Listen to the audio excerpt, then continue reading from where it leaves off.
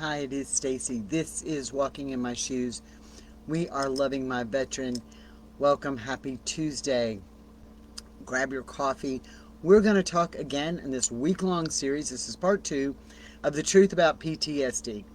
It is essential that we learn it, understand it, gain knowledge. If we want to change our relationships, change our lives, change our veterans' lives, it's really important that we understand this. We're going to blow some things out of the water, some things that we don't always think about.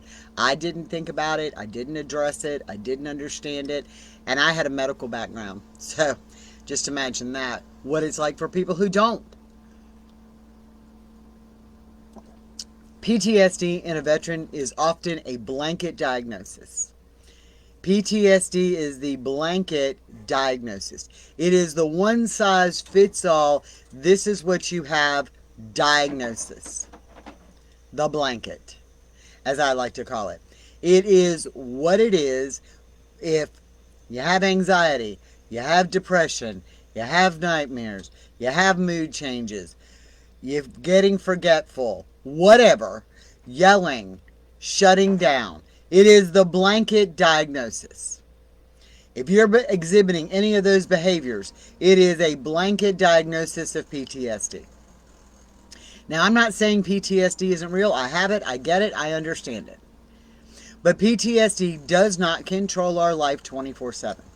Nobody lives in PTSD moment in a triggered state 24/7. Nobody. It doesn't happen. It is a reaction to an event that is real or perceived threat, and it usually is short-lived. Now again, we talked about it yesterday, so if you didn't see yesterday's video, go back and watch it. If you did not see yesterday's video, go back and watch it. When we talk about the amygdala and fight or flight. But PTSD does not control all of this stuff that goes on in our relationships. There is so much more to it. You have to understand warfighter mindset.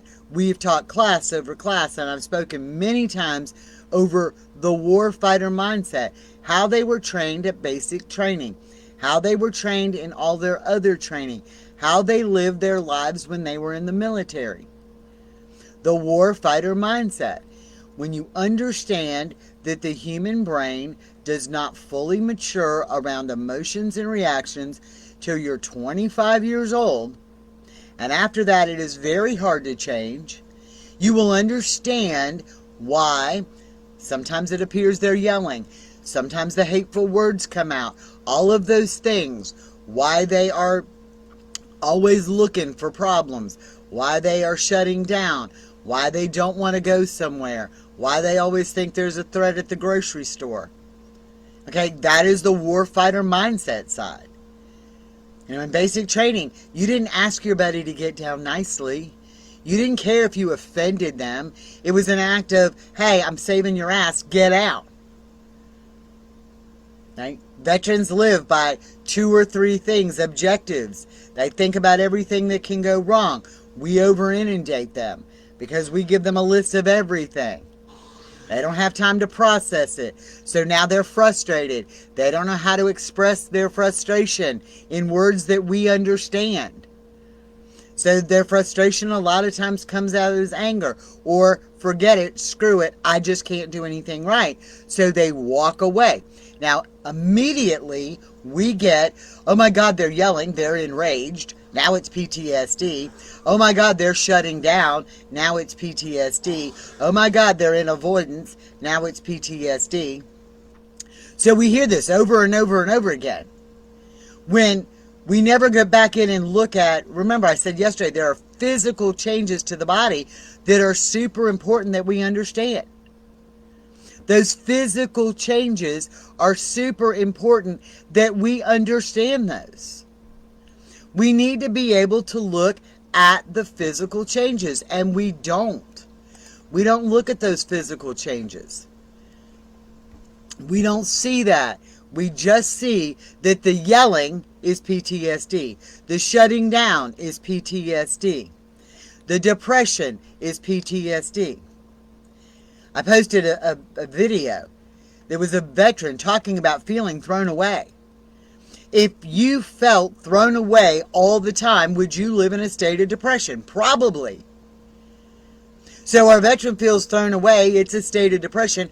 Now we've got depression we just added to that list. So they're depressed. It's PTSD. They see the world changing. So now they're super frustrated. It's PTSD. Those are not PTSD. Those are not depression that falls under that PTSD symptom list. It is a reaction to feeling discarded. So what happens is they go in, they talk to somebody because somebody usually pressures them.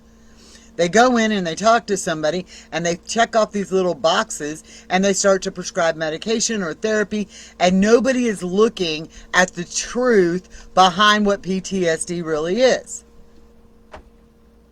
So when we get the yelling in our lives, we're going, oh, it's PTSD. Nope, it's probably, I'm not saying that in that moment it's not, but it could very be that warfighter mindset. It could very well be the frustration that they don't know how to deliver their emotions. And remember that all goes on.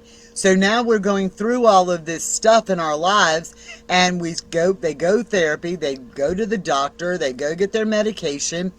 And again, I'm not knocking the VA system. You got a lot of quantity trying to funnel down into quality, which creates a problem. So, oh, were you in combat? Yep. Were you in the military? Yep. You have PTSD. That's the answer. So here's your bag of magic pills. Now let me make this very clear. The FDA currently only approves 2 drugs to treat PTSD. Zoloft and Paxil. That's it. Nothing else at the current moment is approved by the FDA to be given to treat PTSD. And you are no longer against That's it. The government. You no longer have to have That's all they give you. Those 2. Now, am I going to tell you that ketamine therapy is working? Yes. Am I going to tell you that stellar ganglion block works for some people? Absolutely. Will I tell you that there are other therapies and treatments that do work? NLP. But what happens?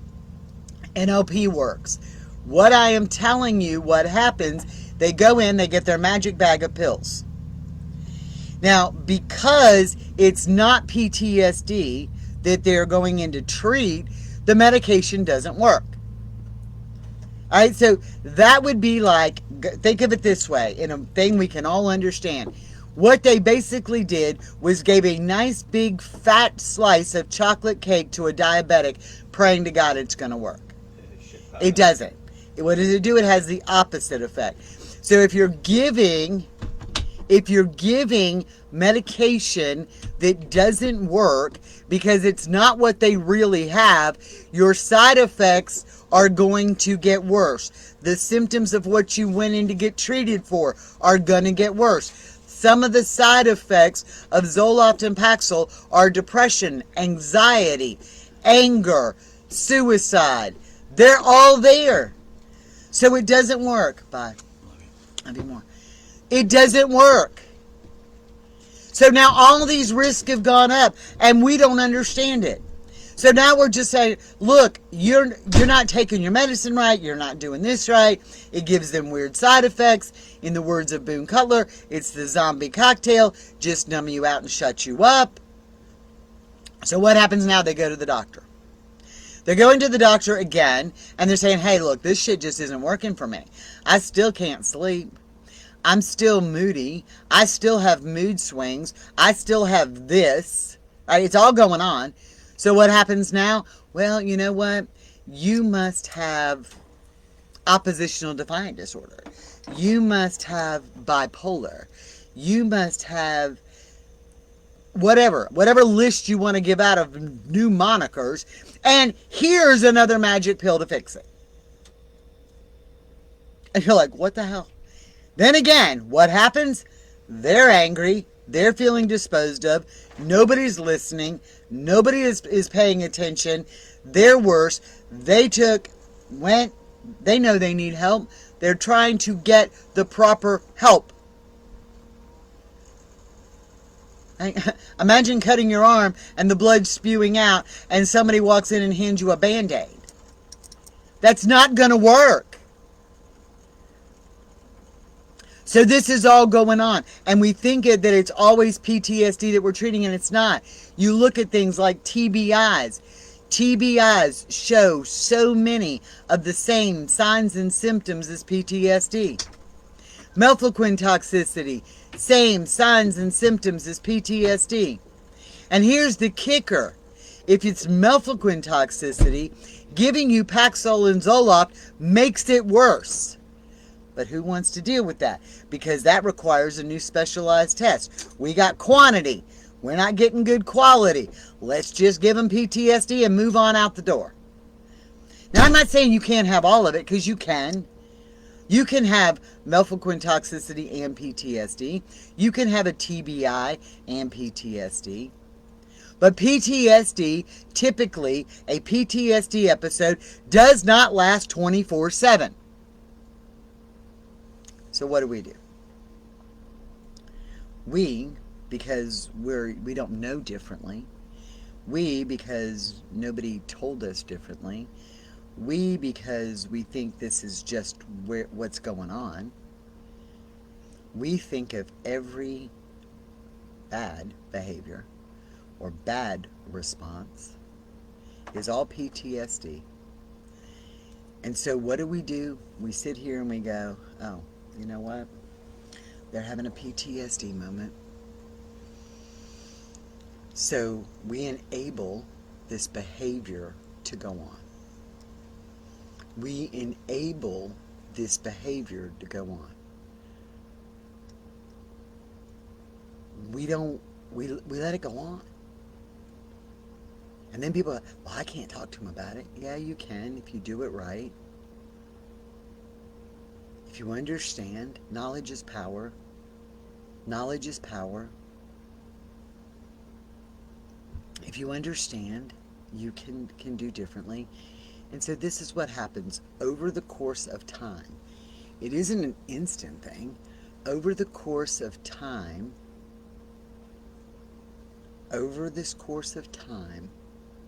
we have allowed behavior to go on because we, uneducated, thought it was PTSD. So what happens is it becomes habit. It becomes our normal. It becomes our comfortable. Oh, we can't do that. We got to walk on these eggshells. How does our veteran respond to anything bad in their world? They yell. They shut down. Why? Because it's their normal. Because it's been allowed. It's been enabled. It's been reinforced.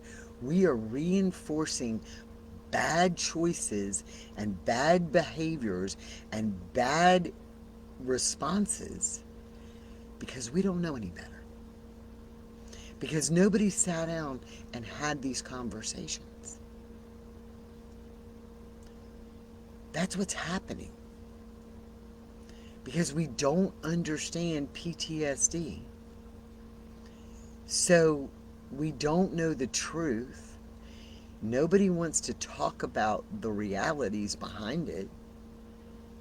Nobody wants to explain that.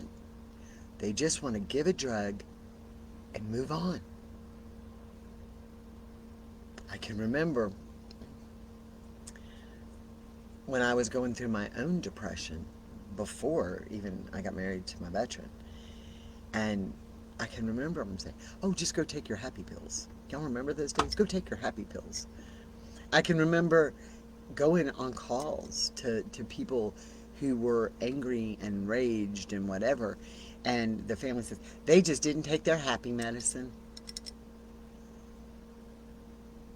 You know, happy is not the only emotion in this world. So we get ourselves wrapped around this, we have to go take your happy pills, go take your happy medicine. We got to medicate normal. And I'm not saying medication isn't right. I'm saying medication is right, used in the right application, And we have to educate ourselves before we just go out and start taking medication. See, nobody wanted to talk about mefloquine toxicity. Nobody wanted to address that because it opened a whole new can of worms. Nobody wanted to address a lot of these issues because it opened a whole new can of worms. And if you've got this massive quantity of people you're trying to treat here, and you're funneling them through this little itty bitty funnel of providers, nobody has time to go in and say, hey, you're having this, and you're having this, and you're having, but you're not having this. And are we noticing this? And are we noticing that? Nope. We don't want to, they don't have time. It's not that they don't, I don't know necessarily know if it's that they don't care, but there's not time to treat the quantity that has the issues with quality because we got to get them all in. And as a result, a lot of people are not getting treated who truly feel suicidal. I watched it happen firsthand at a VA in Dublin, Georgia. I was in the parking lot when the guy went out and shot himself, asking for help. So you're trying to treat this with quantity of people, with quality of care, and instead we're giving 2 medications that are the only 2 that are prescribed by the FDA, that the FDA is currently utilizing, that are currently approved by the Food and Drug Administration for treatment, and they're not working because we're not addressing where it's really coming from.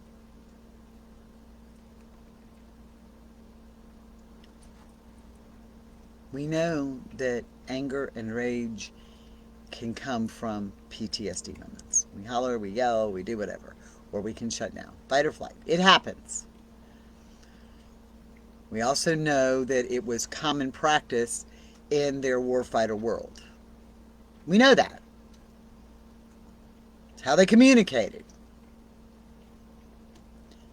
It's not acceptable in home life. And that's where we get frustrated. Because it's not acceptable to yell and scream at me every minute of the day. It's not acceptable because you get frustrated with something in the real world to yell at me. I am not your dumping ground. And so what happens is we get angry and we shut up and we shut down because we walk on these eggshells because we don't want to trigger them. Instead of doing the right thing and pointing it out. And again, remember, I went over signs and symptoms, what their physical body changes look like. I went over that. So you need to be able to sit down and say, time out. You don't have to use those exact words. You're not going to speak to me this way. I want to hear what you have to say, but you're not going to yell at me. I need 5 minutes. You've got to be able to stand up to that. And then what I get is it happens, and it does, and you walk out of the room, and they follow you around. They do. And they're constantly yelling behind you. And it happens. Happened to us. And it happened to me the first time, and the second time, and the third time, and the fourth time. And it happened. But I had to stay consistent in, this is not going to happen in my world. I had to stay consistent in that. And walk away for a few minutes. And over time, it got less and less. And like I said, we woke up one day and we were like, what the hell did we come from? I don't even remember that life. We don't. It's hard for me to remember that life. It's hard for me to remember that life. And I'm going to tell you something. A really easy way to get them aware, as long as they're not in a triggered state, is ask them what they would do if somebody else yelled at them, called them a dumbass, whatever the words may be. What would you do to them? And your veteran's going to say, I'd kick their ass. So if it's not okay for anybody else, it's not okay for them. But what we don't understand is we've allowed it to go on because it's PTSD. I did. I allowed it to go on. I let it go on. I'm a yeller by nature. Y'all can tell that. I am a yeller by nature. That's what I do.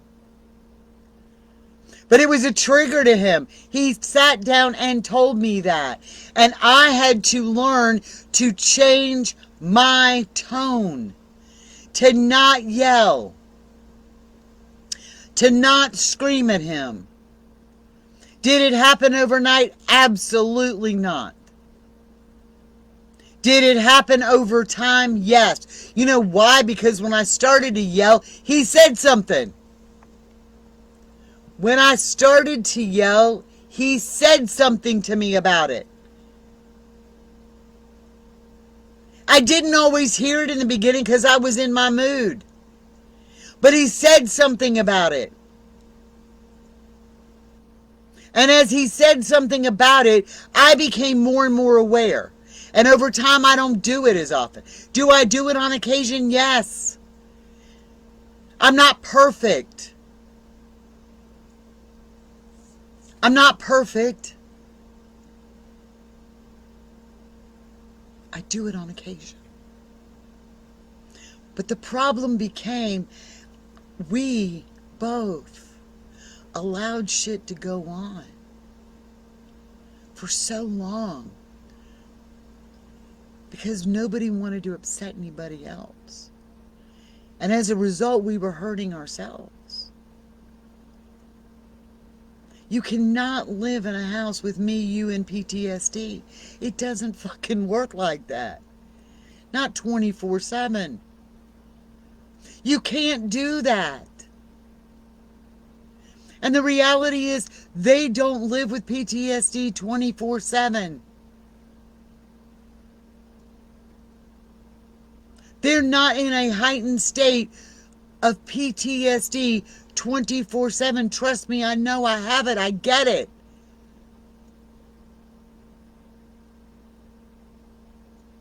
I understand it. We have to address the enabled behaviors. You want to really start to make a difference, address the enabled behaviors. Stop sweeping everything into the PTSD bucket. Because that's what we're doing.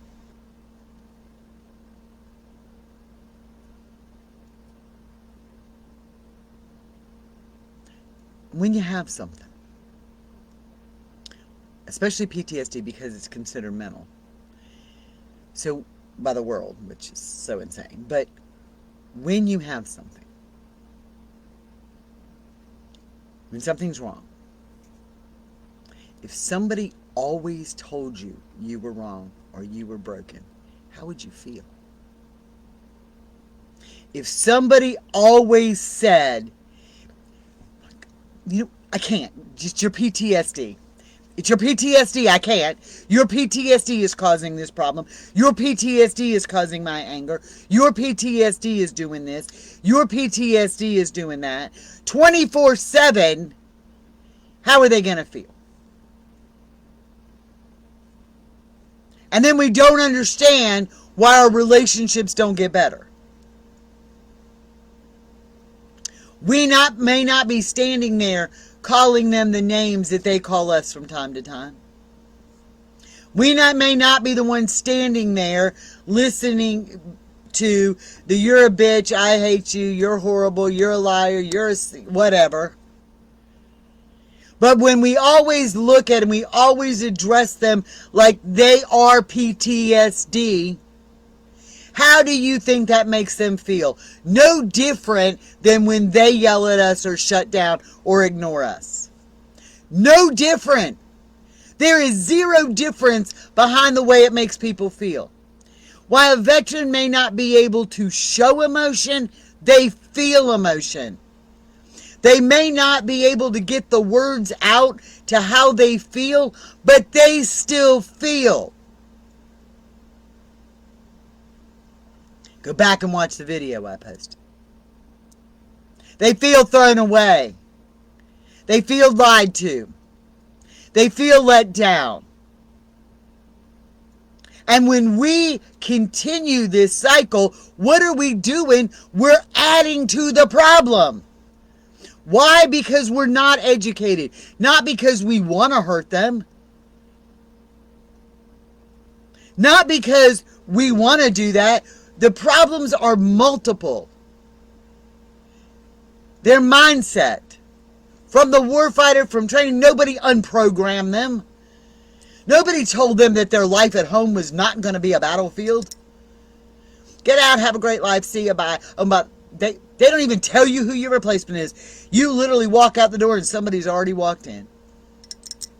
Before you can pack up your bags and get out of your little bunk or wherever it is you're sleeping, somebody else has already got their shit there. Move on next. Doesn't matter. Move on next. That spot's filled. They already feel that. Then we've got this PTSD that nobody wants to educate anybody about because the quantity is so great, we don't want to deal with the facts. We just want to say, here's the magic pill that's going to make you feel better. Increased suicide rates. 65% of veteran marriages fail. Homelessness. Abuse. It happens. Those are statistics that with a little education we can fix. We can help. But we don't know any different. We know that they go through these signs and symptoms, and it must be PTSD. That's what they have, and we don't look at anything else, and we don't look at how we enable. So you got a broken system.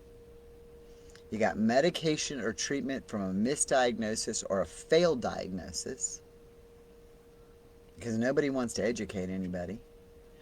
You have family and spouses and loved ones who are not educated to the truth. So we're not educated to the truth. So how the hell do we have it? Oh, here's your broken veteran back. Honest to God, go get, I will freaking get it and post it today. The brochure, the pamphlet that they give you when your veteran's diagnosed with PTSD. Let me tell you what you're going to experience. Let me tell you what you're going to use as experience. You're going to have anger, and you're going to have rage, and you're going to have this. And Sarah, the reason that they use it as an excuse is because it's always been the answer. Because accountability has never been a thing. Because they've been told, you're broken, it's your PTSD, it's your... When you go in and you're like, you know, look, I've had some real big life changes and I'm just depressed. That's PTSD, here you go. No, it's a real big life change and people get depressed with real big life changes. I can't remember what I'm doing from one day to the next. That's PTSD. You got it. Here's another pill. We're not addressing the fact that it's your TBI that we can reroute with some good treatment, because it happens, and you can fix a lot of that. So his answer and his excuse, and I'm not defending him. It's been ingrained in them.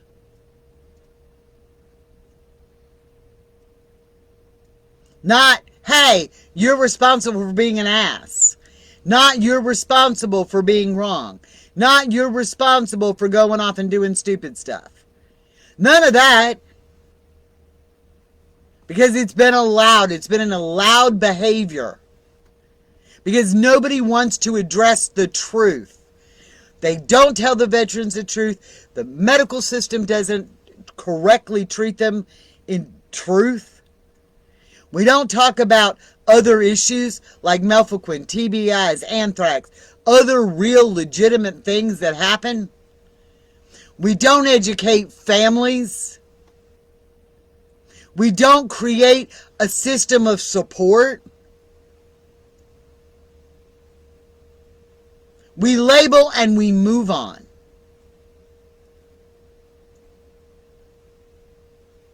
We label and we move on. That's the crazy veteran. He's got the PTSD. Oh, and she was dumb enough to marry him. She gonna have to live with the PTSD, or he's gonna have to live with the PTSD.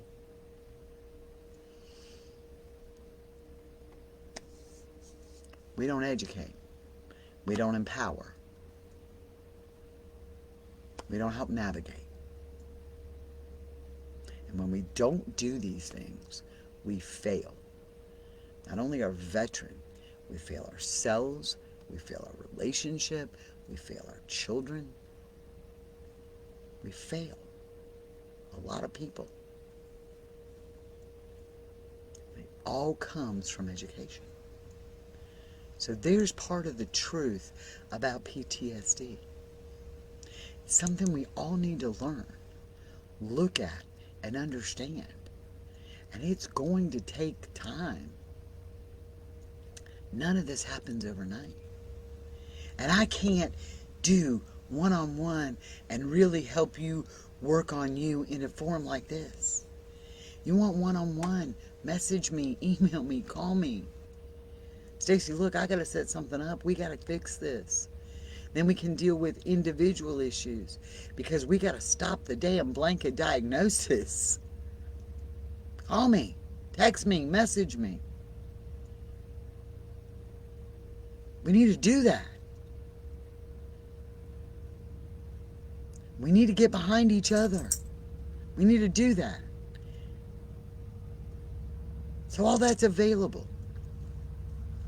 And I'm going to get off here, but don't forget perspective tonight. Perception and perspective. It will be the one class that will begin to change your relationship. Boot camp, it is free. We do it every Tuesday night. We pick a different topic.